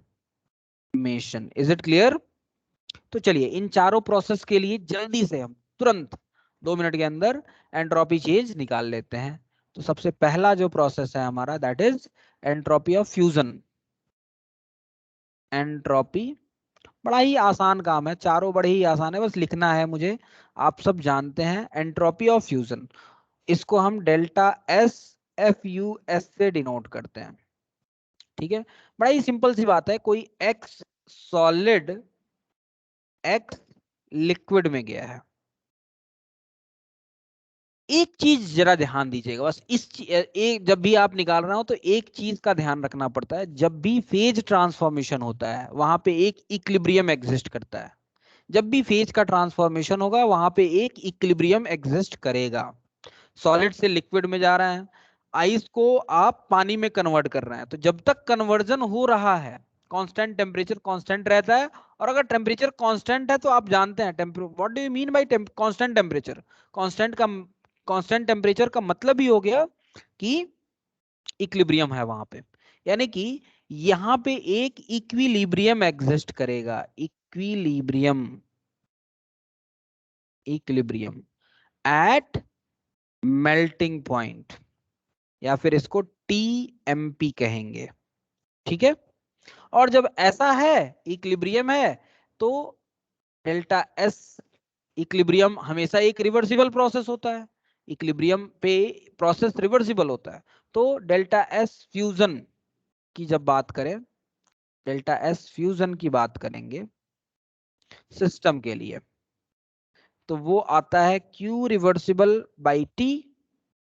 और चूंकि ये एक रिवर्सिबल भी प्रोसेस है, और इस प्रोसेस में सॉलिड से लिक्विड में जाने में जो आप हीट देते हैं उसको हम कहते हैं डेल्टा एच फ्यूजन, और इसलिए डेल्टा एस फ्यूजन की वैल्यू हो जाएगी delta H fusion divide by T. बताइएगा समझ में आती है बात।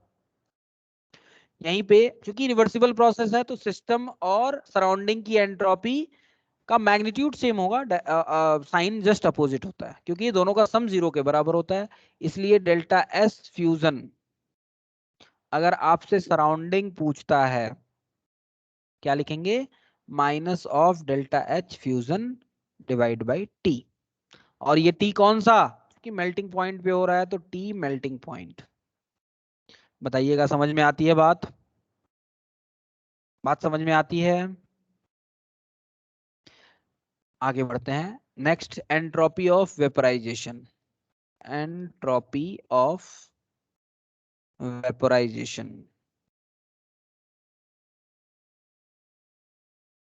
Delta H vaporisation.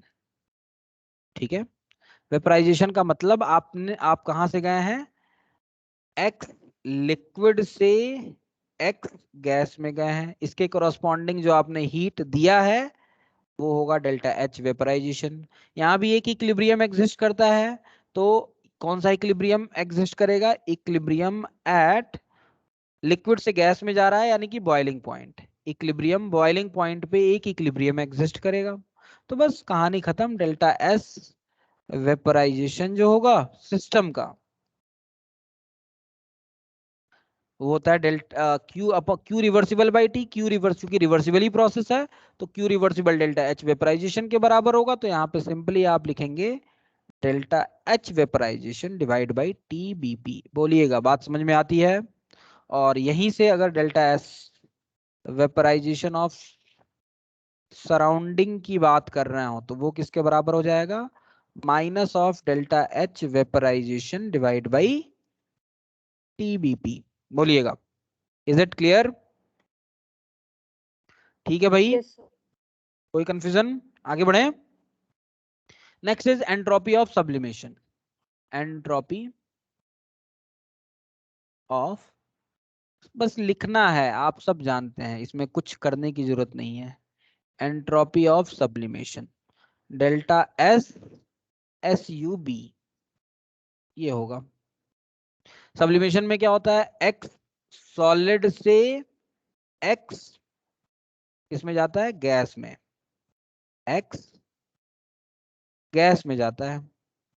और इसके लिए जो चेंज इन एंट्रोपी होती है वो किसके बराबर होती है, sorry enthalpy, delta H sublimation के बराबर होता है।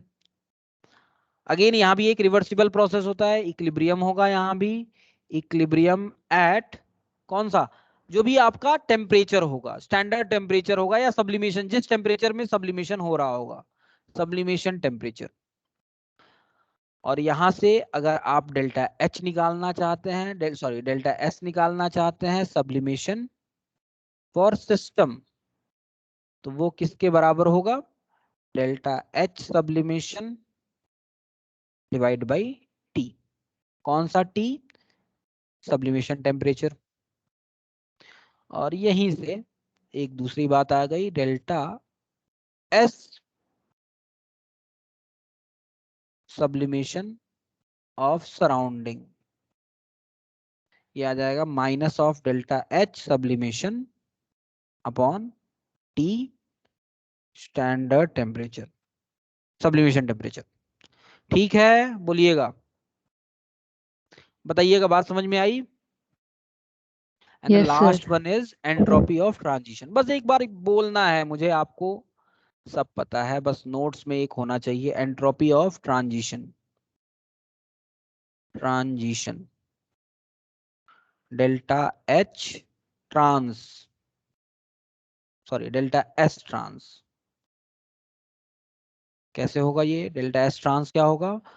इसमें आप क्या कर रहे हैं, एलोट्रॉप 1 से आप एलोट्रॉप 2 में जाएंगे, ठीक है? और यहां पे ट्रांजिशन टेम्परेचर होगा, इक्विलिब्रियम एट ट्रांजिशन टेम्परेचर। खुला है सर, खुला है, आ जाइए इधर, ये वाला खुला है, बंद है क्या? अच्छा सॉरी सॉरी सॉरी, एक मिनट एक।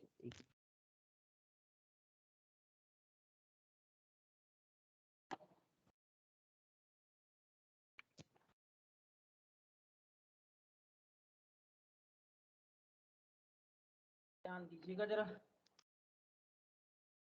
ट्रांजिशन टेम्परेचर कहलाएंगे, ट्रांजिशन टेम्परेचर होगा यहाँ पे, ठीक है? अच्छा, बस ट्रांजिशन टेम्परेचर है तो डेल्टा एस ट्रांजिशन की बात करेंगे, delta S transition of system क्या होगा? इसके लिए जो आपने इंथैल्पी दी है डेल्टा एच ट्रांस कहलाएगी, वो हो जाएगा delta H transition divide by T transition temperature, ठीक है? और सराउंडिंग का, चूंकि रिवर्सिबल प्रोसेस है तो जिस सिस्टम का होगा वही सराउंडिंग का होगा, जस्ट साइन अपोजिट होगा। तो डेल्टा एस ट्रांस बार बार लिख रहा हूं, लिखने की जरूरत नहीं है, लेकिन फिर भी मैं लिख रहा हूं सो दैट आप इस बात को समझें। ट्रांजिशन टेम्परेचर, बताइएगा समझ में आ रही है बात? कोई कंफ्यूजन? हाँ सर। ठीक है।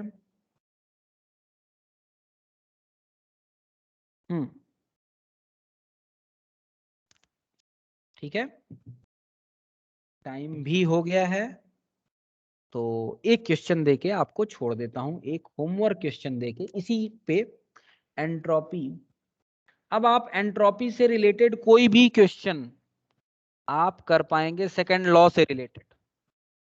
गिब्स फ्री एनर्जी अभी नहीं पढ़ा है हमने, थर्ड लॉ ऑफ थर्मोडायनेमिक्स बचा हुआ है, तो गिब्स फ्री एनर्जी के क्वेश्चन और थर्ड लॉ ऑफ थर्मोडायनेमिक्स, इसके क्वेश्चंस नहीं होंगे, बाकी सब हो जाएंगे।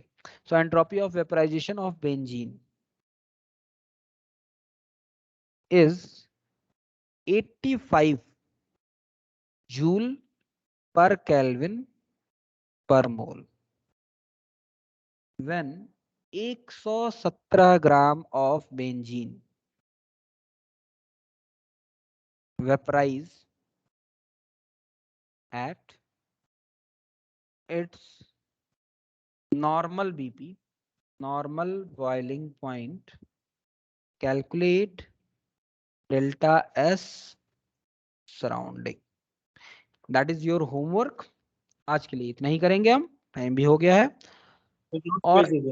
और एंट्रोपी भी हमने निकाल ली है, ठीक है? एक और क्वेश्चन मैं दे देता हूं, 1 मिनट बाकी है, एक और क्वेश्चन मैं दे सकता हूं, तो एक और क्वेश्चन मैं दे देता हूं, उसको भी जरा ट्राई कीजिएगा आप लोग। 1 मोल ऑफ सॉलिड आयरन, अच्छा क्वेश्चन है इसलिए मैंने कहा कि दे दूं, वेपराइज्ड in an oven at 3500 Kelvin if iron sublime at 3133 Kelvin and delta H sublimation दिया गया है इसका, delta H sublimation is 349 kilojoule per mole. Determine delta S system, delta S surrounding and delta S total. ठीक है, तो ये वाला question भी आपको कर लेना है। आज के लिए इतना ही करते हैं, ठीक है बेटा? क्लियर? ठीक है, शांत क्यों हो गया भाई? 2 क्वेश्चन दे दिया तो गुस्सा आ गए क्या?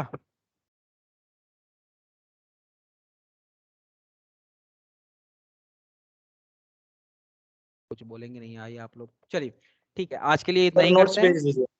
हाँ नोट्स भेज दूंगा बेटा, नोट्स भेज दूंगा, बिल्कुल भेज देता हूँ, अभी भेज देता हूँ, रुक जाइए, अभी भेज देता हूँ आपको, अभी भेज देता हूँ, ठीक है।